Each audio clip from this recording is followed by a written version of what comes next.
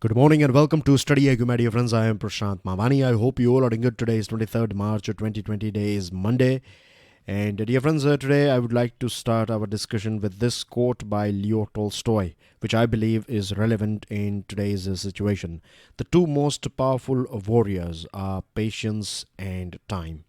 If we can brace ourselves, if we can stay indoor, we will break this chain of coronavirus, and this will allow us to get some more time to find medicine or to control this disease. It will reduce the burden on our health sector. So I think this quote is relevant, and today we have four articles. Total, we are going to discuss these four articles. So first one is going to be how to handle a pandemic. This one is written by Health Minister of Kerala. She's sharing some interesting experience, and then we are going to jump on to this article, China's zero. It's about good news that is coming from Wuhan district. Then we have this one, the perils of an all-out lockdown, the economical as well as social impact of lockdown. And the fourth one is going to be not an unfettered right. This one is about CAA and United Nations Human Rights Act or Human Rights Commission. A few days ago we were talking about this thing that Michelle Bachelet, she has filed an application in Supreme Court, and she wants to help our court by being an amicus curiae in this CAA case. So this article is about that. Then we have two articles. One is picking up the quantum technology baton. Now this one starts with this one. This article is explaining some technical things about quantum technology. As far as your general studies is concerned, you should have a overall understanding of what it is all about. So I'll leave it on you guys. It's an easy to understand article, right? There are a few technical things. If they are too hard for you and if you are not from science background, then you can drop those things. But basically, this article will give you a brief history of physics, research in physics, and then it gives us a brief idea about the use of quantum technology in various different sectors and various different, you can say, branches of our life. And then it is talking about India's, the latest budget has said that 8,000 crore rupees we are going to spend. India is going to spend 8,000 crore rupees for next 5 years after this quantum technology. So this is a big amount. It's not a small amount, of course. And, we have this late starters advantage. We can learn so many things from other countries. So that's what this article is all about. Then you have this one, stealing a mandate. Now this one is about Madhya Pradesh. The politics of Madhya Pradesh. This defection by Jyotiraditya Scindia. He was a congressman, but now he is a BJP man, and with him there are some total 22 MLAs. They have switched their sides from Congress. They have jumped into, or they have entered BJP. And a few days ago, it was last Saturday, I shared this news items with you guys. Remember that Kamal Nath, the chief minister of Madhya Pradesh, he has resigned, and it looks like BJP is going to form the government because they have 106 MLAs. They have support of 106 MLAs. You need some 104 MLAs in Madhya Pradesh to form a government. So they have 106 MLAs now. So this article is again talking about a few things, not in detail, but this article is also talking about the things that we have discussed earlier on about the role of speaker. Remember those discussions where I said that nowadays a new trend is emerging that people are voting for a particular party, but after this horse trading and after using all these various different methods, you are switching, or you are taking, or you can say attracting these MLAs to your side, and then you can change the whole mandate. People have voted for this MLAs because they've they were fighting this election under this big umbrella of a particular political party. But now things are changing, and this is a matter of concern. Moving on to, dear friends, in detail, right? Let's start. So I have already given you a brief about these two articles. So let's talk about this one. But before that, I would like to introduce all of you to our pen drive and tablet courses, which are available for various different competitive exams. You can purchase them from StudyIQ.com. If you have any further queries regarding it, you can give us a call on the numbers that you can see on your screen. And friends, to download the PDF of today's lecture, check out my Telegram channel. If you want to get in touch with me, then this is my FB page, right? This is a platform through which you can send me messages. Do share this lecture with other students. Hit the like button if you have learned something from today's discussion, and please don't forget to subscribe to our YouTube channel. So this article, as I told you, is written by Health and Social Justice Minister of Kerala government. And I have said earlier as well, and I would like to repeat myself here, that whenever you find an article that is written by a minister or a state minister or union minister or governor or prime minister, president, chief minister, etc., then these articles are important. You can take them as official, you can take them as an official article as well of that particular government. So how to handle a pandemic? This article starts with this book written by a journalist, veteran journalist P. Sainath. The name of the book is Everybody Loves a Good Drought. And in this book, he's saying that what it looks like to be a poor family that relies on government hospitals. Now, back in 1994, there was an outbreak of plague in our country. And this plague got unprecedented media attention. And one of the main reason was that it was not limited to rural areas or urban slums of our country. Even those beautiful people, or you can say those rich people, got affected. Those rich area, posh areas were affected by this plague. Now let me tell you a brief thing about plague. Plague is a disease that is caused by bacteria. Keep this fact in your mind, because you may find a question in your prelims examination, like match the following type of, you'd be given bacteria, virus and other things, and then you will find some name of the diseases. For example, coronavirus or COVID-19. COVID-19 is the name of the disease, isn't it? So it is definitely caused by virus. But when it comes to plague, so you should know that it is caused by bacteria. So this is just a small yet important point. Now, the disease-causing bacteria had the audacity to enter elite spaces. In Sainath's word, worse still, the bacteria can board aircraft and fly club class to New York. Too many of the beautiful people felt threatened, and this was the main reason why it got that much media attention. Now, as far as this coronavirus is concerned, right, it's less dangerous than plague, but we should not take it lightly. But the thing is, this particular virus or this disease has entered in our country. It's basically an imported disease, isn't it? And this disease is predominantly happening to those people who are well-to-do, right, who are entering our country via flight. So are comparatively they are doing, or reasonably they are doing well.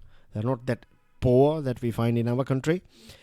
So the thing is, this is the first time I think, this particular emergency is happening to those people who can afford private healthcare in our country. But now they have to rely on government facilities, and you know it very well that in our country, India, we don't have that great government facilities. If you just visit a parking lot of a government hospital, you will find two-wheelers, right? You will find maximum two-wheelers, and you know it very well in our country. Two-wheeler is, I'm not saying that those people who are having two-wheelers are poor people, but you won't find over there Porsche cars in government hospitals, You'll find two-wheelers. So just by observing the parking space, you can get an idea about you can say about the people who are relying on government facilities. They cannot afford private hospitals. If you visit a 5-star hotel or a posh restaurant, then you can check the parking lot and you will realize like which class of people they eat food in this restaurant or hotels. So this is just a small, my personal observation that I would like to share with you. Now, basically, this is the first time I think that those people who can afford private healthcare services, now they have to rely on government facilities. And this case of Agra, an Agra woman, she reportedly resisted the option of being isolated at a public health facility because the sight of the unhygienic toilets made her retch. And this is, I think, this coronavirus thing will bring a big revolution in our country as far as health facilities are concerned. Because every year, whenever we find this budget is launched, we know that, we read these budgets and we read analysis and things, and we know that we are not spending as a country, we are not spending or we are not investing that much after our public health sector. We are, for few days, we are a bit furious about this thing when the budget is launched, but after that we are back to our normal lives and we don't really care about those things. Generally speaking, we don't find big protests in our country because of this less amount is being allocated to our health sector. We don't take this thing that seriously, even today.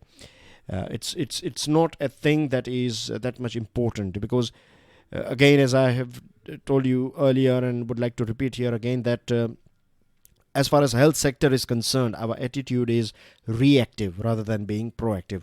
I was reading some local newspapers. I'm not too sure how much reliable this data is, but I would like you guys to have a dig as well. Like you too, do a little bit of research on this thing. A newspaper claimed that there are just somewhere around 4,000 ventilators in our country. 4,000 ventilators only. This is not enough at all.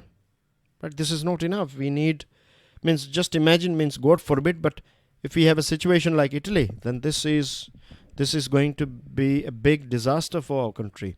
And the reason why we have this many or only this much ventilators is because we are spending only a small amount after our health system, particularly our government system. And preparing for outbreak, we can learn so many things from Kerala. Kerala is one of our state that has been relatively stronger. It has done a bit well compared to other states. The government tightened the norms for people returning from other countries. Kerala is a relatively affluent state, and Kerala is a well-educated state as well.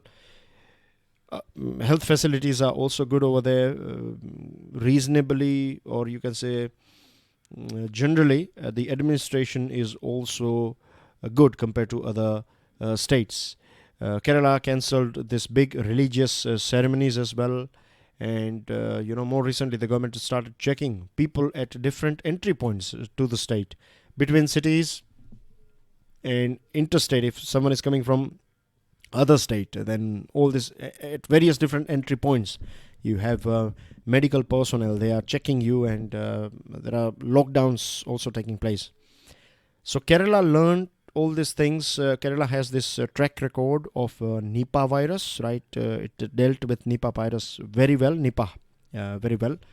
And Kerala learned from China and South Korea as well. Both these nations, China and South Korea, aggressively trace and test potential cases of COVID. And experts are saying that the only reason, and this is quite surprising, that South Korea is the only country so far that has handled this whole crisis without imposing any lockdown. And the only reason is rampant testing, aggressively testing as many people as possible. If you have a little bit of doubt on someone, then aggressively testing that person. And this facility has helped Korea to control this. Or else if you see that there are so many Korean people living in China, and there are so many Chinese people living in Korea, but then as well Korea is not in that bad shape compared to Italy. And the only reason is this testing facility. So you cannot have this overnight. If you are having those facilities, if you are planning ahead, then you can get all these things. All of this can be achieved only through clear political will, strong public healthcare services, and commitment on the part of the people. So these three things are important, right? If we want to achieve what South Korea has achieved, then you need political will, or you can say government, then you need health services, and then you need people's participation, right? This three things, or this triangle, can protect us, or we can handle this sort of epidemics, future epidemics as well, if we have these three things. So this is going to be a wake-up call for India. That's what I think. It's going to, I hope that people will not take this lightly, and there will be a strong demand all across the board, and politicians, people, those NGOs, right, those influential people, everyone will demand for good healthcare facility, because in future, right, even the posh people, they have to visit government hospitals if we see this sort of incidents in future. So we have to change the way things are going on.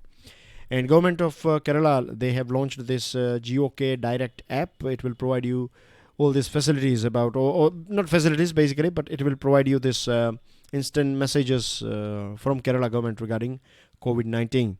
Break the chain campaign is going on very well in Kerala. And this buffer period, this Janta curfew and all these things are giving us more time.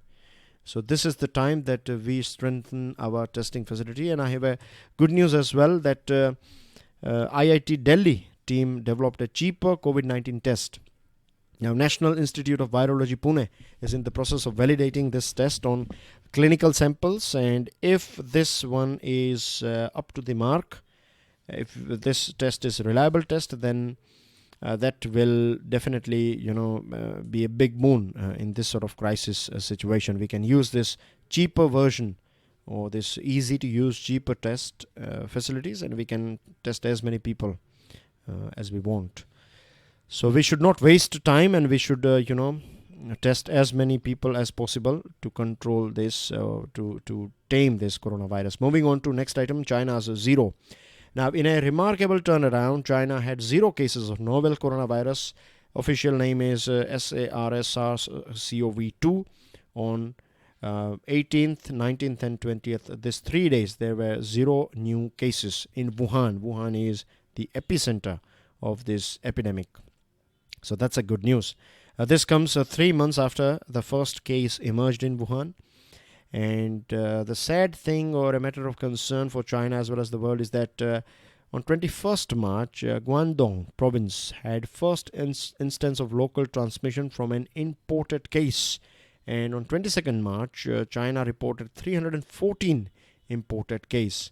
So a disease that took birth here in Wuhan, it affected other people. Now it is coming back to China via these people who are returning from various different parts of the world. At the peak of this epidemic, China reported some total 81. Peak of the epidemic, 1,000 cases were reported every day in China, and hundreds of deaths took place every day. The total number is 81,054 total cases, right? That is 26% of global cases. Global load is 3,16,659 counting.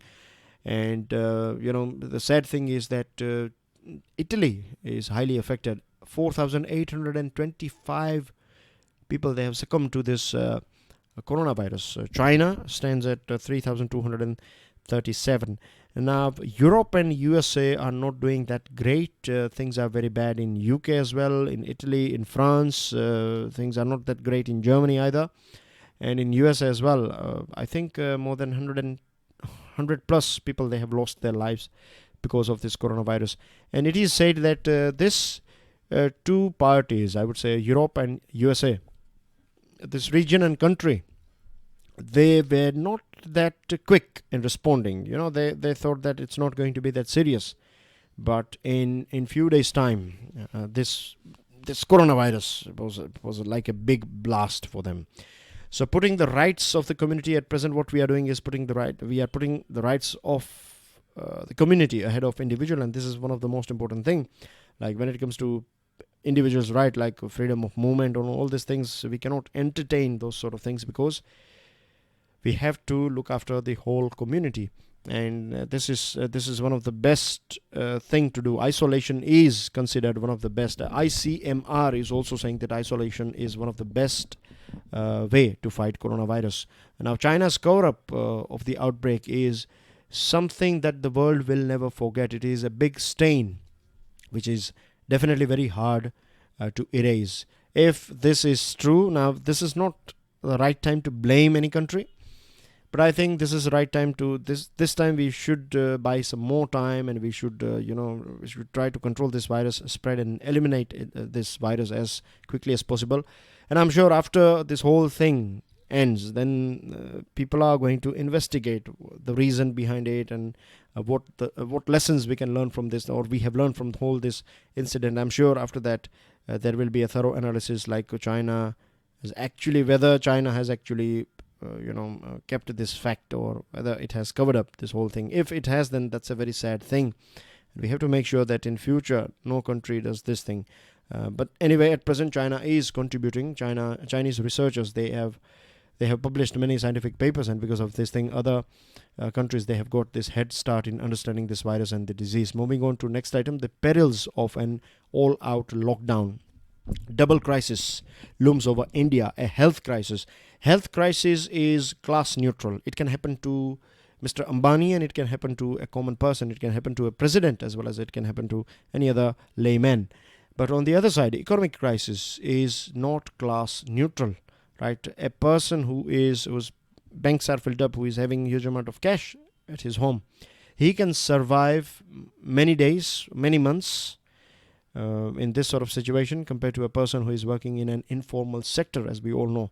So the best thing is we need to help those, government should help those poor people who are working in informal sector. And I'm not just going to limit myself with government. As human beings, as a part of society, we should also do whatever we can. If we can share some food with them, if we can share some money with them, then we should do it, because we will earn money, we will get food, we will be back to normal after maybe 1 month or 2 months time. But this fraternity, right, this camaradereship is going to this is very important. This is a big hope. These gestures are very important for the survival of human beings. We don't want to see a situation, we don't want to push people to a wall. We don't want to create such a situation where we start riots and looting taking place, and it is very important. That's not a good thing.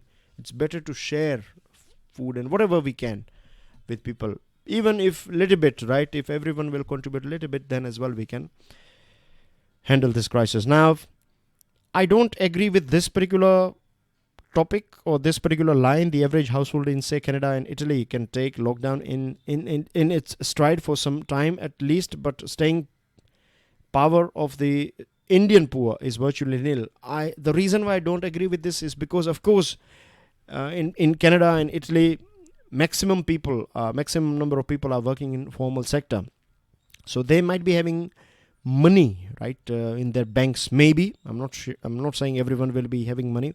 The reason is their lifestyle is a bit different than ours, right?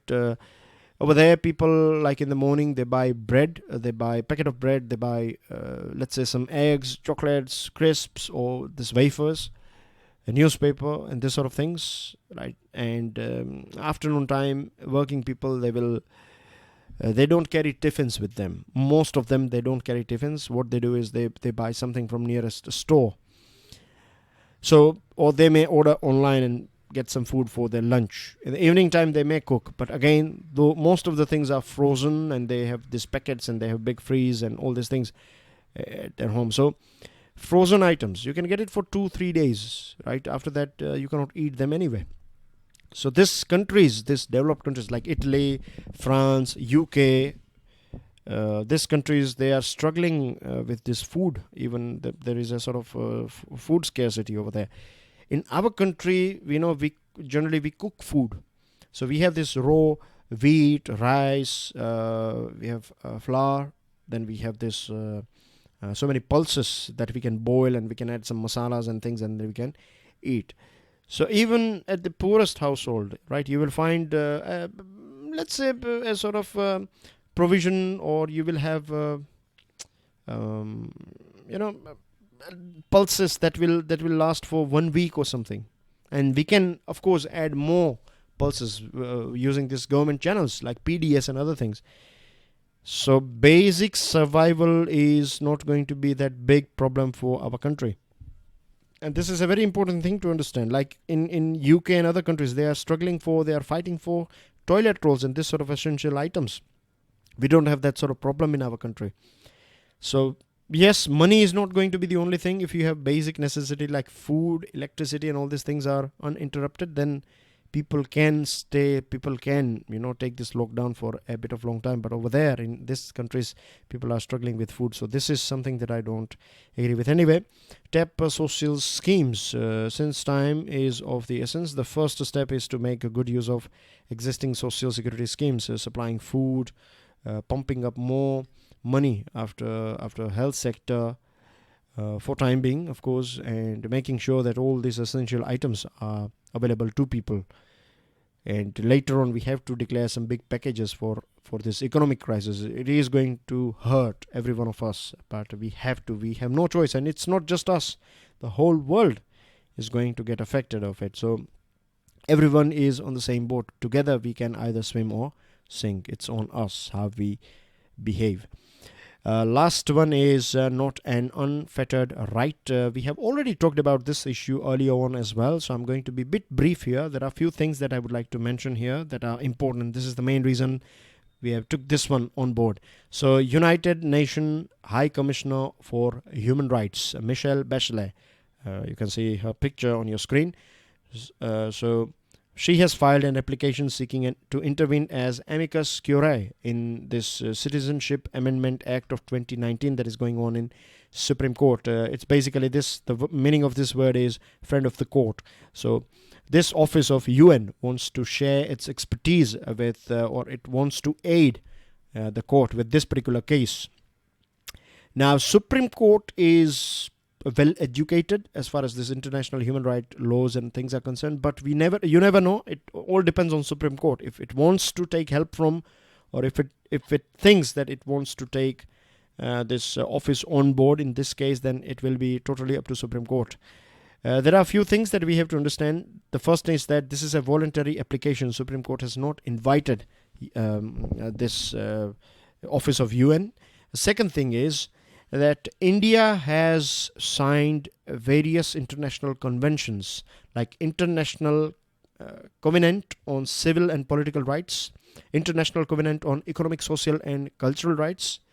So it is important that we follow the things that we have signed for. Like under this international covenants or conventions, we cannot treat someone, if someone is from, let's say, different religion, then we cannot discriminate. India cannot, as a country, cannot discriminate. We have to follow all these things because we have signed for it. But our constitution, as well as generally speaking overall, right, our country is secular, and officially, of course, on paper we are secular, and in general as well, means I would say, if I'm not wrong, that 99% of our people are secular. So we find various different religions. They can freely practice their religion here in our country. There are so many religions, minor religions. We might not have heard about their name as well, but they are also safely practicing their practices, religious practices in our country. So predominantly our country is not just on paper, but in reality as well, we are secular. So that's not a big problem. Now, External Affairs Ministry has argued that no foreign party has any locus standi on issues pertaining to India's sovereignty. Now, the preamble of the Constitution lays out that India is a sovereign country, and of course we are a sovereign country, but it's not just the country. These three pillars are sovereign as well, like courts, government, elected legislature, executive, judiciary. These three pillars of this tripod of our democracy. All three legs of this tripod are sovereign. And we have Article 51C of the Constitution, which directs the state to foster respect for international law. As I told you, that we have signed international conventions as well. And International Commission on Intervention and State Sovereignty says that national political authorities are responsible to citizens internally and to the international community through UN. Article 14 of our Constitution talks about right to equality, and it's not limited to citizens. It applies to every human being who is in our country. So I'm sure Supreme Court will take a stand either to accept or reject. It will totally depend on Supreme Court, because Supreme Court is sovereign body. As far as my personal opinion is concerned, I personally think we don't need United Nations Human Rights Commission to step in, but again, it will all depends on court. Essential services and commodities, you can see on your screen, food and products, medical, other services, household services. These are the services that are considered essential, right? Services and commodities are notified essential by government. So go through it. 80 districts are in lockdown state. Then we have isolation is best weapon, has been said by ICMR. Prime Minister thanks people for staying indoor, says battle not over yet. Maoists kill 17 policemen in Chhattisgarh. This is a very heartbreaking news coming from Chhattisgarh, right? 15 policemen are injured and 2 are in critical condition. God bless them, and I feel so sorry for those people who have lost their loved ones, right? It's very sad, very heartbreaking news. COVID-19 is a new animal in the zoo, has been said by Dr. V.K. Paul, who is a member of Niti Aayog, and basically they are planning to fight this coronavirus, this Niti Aayog, and banks will provide only essential services. And that's basically everything in today's discussion. What are the things that we need to do? This is a question for you. What are the things that we need to do? What's your observation about this coronavirus? Right, I want to hear your ideas, your opinion on this thing. So stick your answer in the comment section. I would love to hear from you. If you have some innovative ideas, if you can share anything that you think is important that we should do, stick your opinions in the comment section, and I will see you soon. Till then, enjoy your studies. God bless you all. Jai Hind.